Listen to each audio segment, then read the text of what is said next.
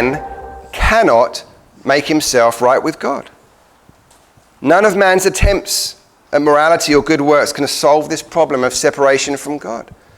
So the problem mankind is faced with leaves him utterly hopeless. Utterly hopeless. And he will be destined for an eternity in hell.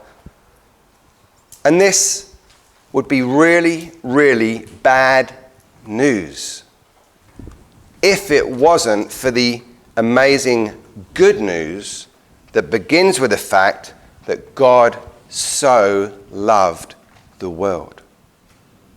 God's love moves him to extend mercy and grace to lost sinners, but he cannot deny his justice. How can a holy God pardon evil? How can a holy God justify sinners and still be just? He has only one option. Someone else must pay the punishment.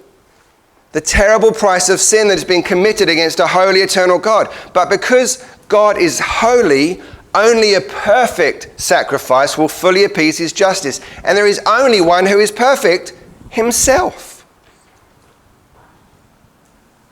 In John's Gospel, in the first verse of the first chapter, we read this, John 1:1. In the beginning was the Word, and the Word was with God, and the Word was God.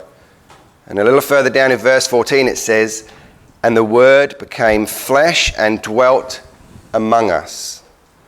He who was God became flesh and dwelt among us, and we beheld his glory as of the only begotten of the Father, full of grace and truth.